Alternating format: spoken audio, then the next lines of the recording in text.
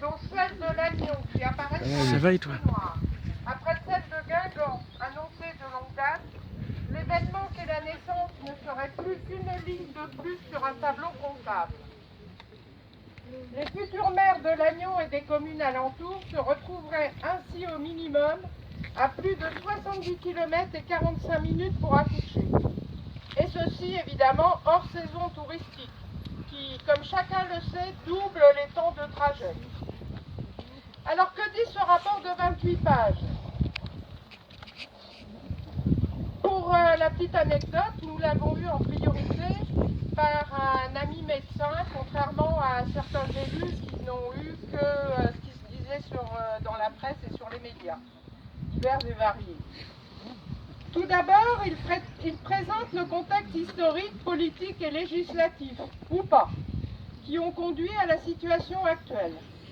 Cela va des différentes lois et décrets qui ont entraîné des conséquences à court terme. Les décrets qui ont augmenté la sécurisation de la prise en charge de la mère et de l'enfant par un parcours de soins adapté il y a 25 ans, mais qui ont conduit à la fermeture de près de 40% des petites maternités en 20 ans, et surtout dans le privé lucratif. Pourquoi cette conséquence? Parce que simultanément, les lois de financement de la santé ont inventé la fameuse T2A, la tarification à l'activité, celle qui impose de réduire les dépenses malgré l'augmentation des coûts des matériels et la stagnation des tarifs de la sécurité sociale. La variable d'ajustement devient donc le personnel, et la boucle est bouclée. Manque d'attractivité, postes vacants, recours à l'intérim. Comme le reste de l'hôpital, les maternités n'échappent pas aux pénuries de personnel. Mais ce rapport apporte aussi des arguments contradictoires. On peut y lire qu'il existe une disparité d'accessibilité. Alors ça, c'est du copier-coller que je fais là, que je vous dis.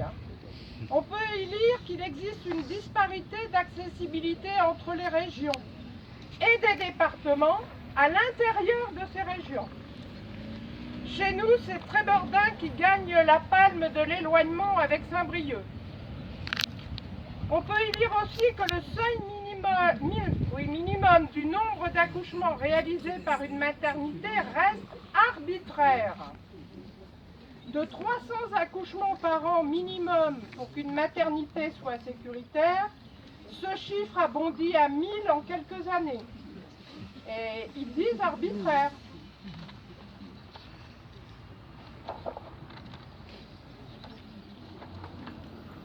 Ou alors on peut lire que les accouchements hors d'une maternité présentent des risques pour la maman et le bébé et qu'ils sont en relation avec le temps de trajet vers la maternité.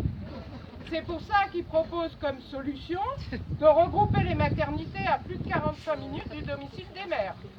Donc trouvez l'erreur. À qui profiteront ces fermetures? Chez nous, ça sera la maternité privée de Plérin. Par qui sont suggérées ou soutenues ces fermetures? Souvent par des médecins qui profitent des structures publiques de qualité pour y exercer une activité privée très lucrative. Donc, selon certains, le professeur Ville, qui a écrit le rapport, exerce au sein d'un hôpital public parisien avec des accouchements à 2000 euros. C'est sensationnel, et pour les autres, ça sera la bande d'arrêt d'urgence spéciale accouchement. Et ce matin, on a eu dans notre boîte mail l'édition d'un journal destiné aux médecins, le quotidien du médecin, qui précise que ce rapport a été demandé par le gouvernement. Comme c'est bizarre. Alors que propose ce rapport comme solution? La fermeture des maternités à taille humaine et la généralisation de grosses structures, voire la création de groupements hospitaliers de natalité de territoire ou même interrégionaux. Mais aussi le développement de la coopération ville-hôpital. Alors nous savons tous que ni l'un ni l'autre ne fonctionne. Les GHT, c'est-à-dire pour nous c'est Saint-Brieuc, qui est l'hôpital pivot, sont loin de tout et sont planqués derrière leur tableau Excel. Et la coopération entre la ville et l'hôpital n'est pas obligatoire, donc on peut toujours attendre. La réalité, c'est que la fermeture des petites maternités serait un immense recul pour les droits des femmes. Dans le rapport, il est dit aussi que la mortalité infantile lors de la dernière décennie a déjà placé la France au 25e rang européen, quand en 2012, notre pays était en 2e position. Que propose le rapport d'Yves Ville? Eh bien, accélérer ces fermetures pour encore plus éloigner les femmes des maternités. Alors, on va prendre un petit peu de hauteur et on va mettre les choses en perspective. Dès 2019, nous dénoncions la loi Buzyn et l'escroquerie de la labellisation de 600 hôpitaux de proximité. Enfin, qu'ils appellent de proximité, parce qu'on n'a pas le même vocabulaire. Nous, proximité, c'est à côté de chez nous. Pour eux, ça a un autre sens. C'est un décret bien spécial, qui signifie en réalité la fermeture de centaines de maternités et de services de chirurgie. Chez nous, c'est déjà acté, Paimpol et Tréguier.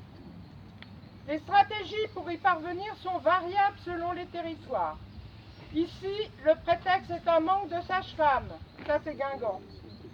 Là, ce sera un service de chirurgie à la peine. On espère que ce ne sera pas Lannion. Car n'oubliez pas de maternité sans chirurgie. Les césariennes, ça se fait dans un bloc opératoire.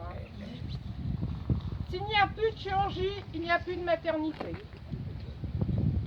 Toutes ces années auraient pu servir à élaborer une réponse aux besoins de la population en vertu du principe d'égalité qui est inscrit dans la Constitution. Mais ce n'est pas le projet de nos technocrates, qui sont obnubilés par la baisse de la dépense publique et donc la destruction du service public.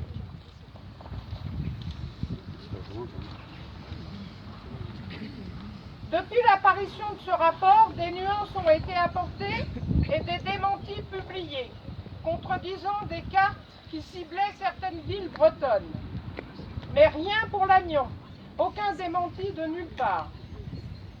Échaudé par la stratégie mise en place suite au rapport Rossetti, même pendant la pandémie, nous ne pouvons que rester dubitatifs face à un rapport qui tombe à point nommé dans le planning de ce premier semestre qui verra la définition du projet régional de santé pour les 5 années à venir. Mais comme disait Albert Einstein, un problème créé ne peut être résolu en réfléchissant de la même manière qu'il a été créé. Il a dit aussi, inventer, c'est penser à côté. Alors il faut donc changer son logiciel de pensée. Il faut sauver les petites maternités.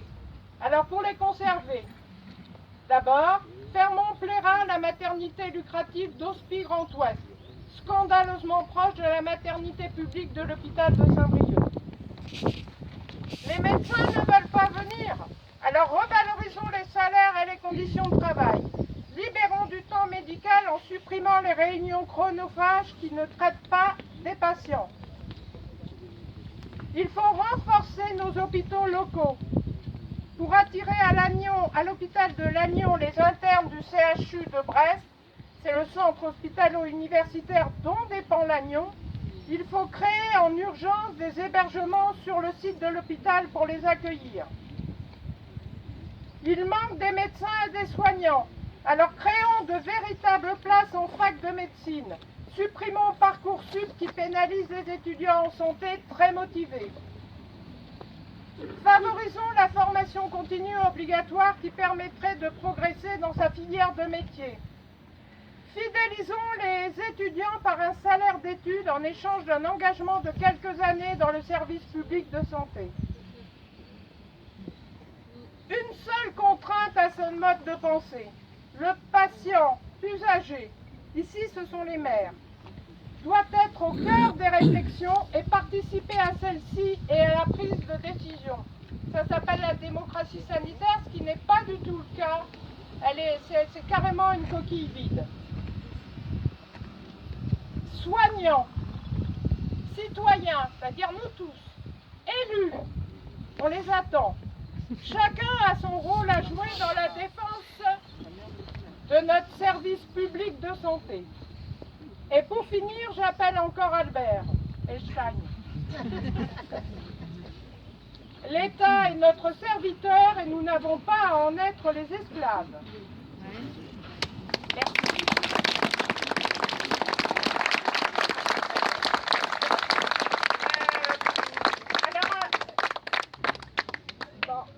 On attendait les élèves infirmières le 4 février, mais apparemment il y a eu un petit défaut de communication. Donc là, elles veulent bien prendre la parole.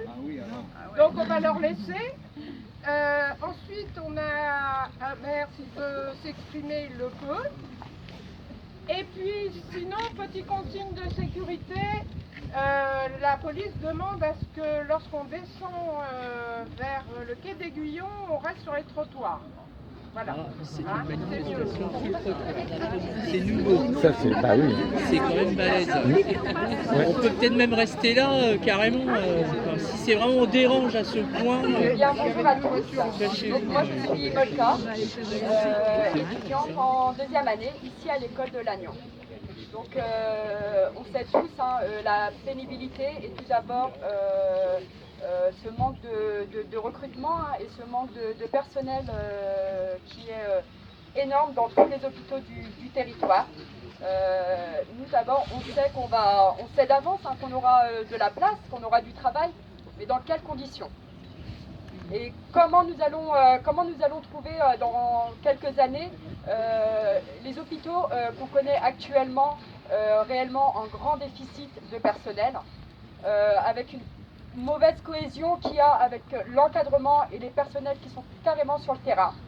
Donc pour notre part, c'est vraiment de nous battre pour nous, pour nos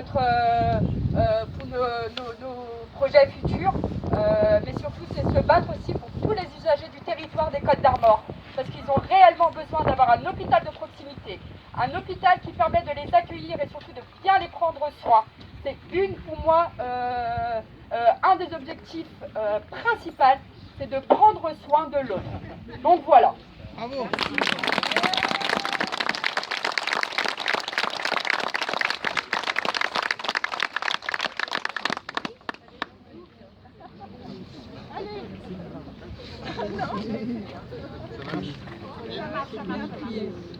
Bonjour à tous, donc Sylvain Camus, je suis maire de Poulaire.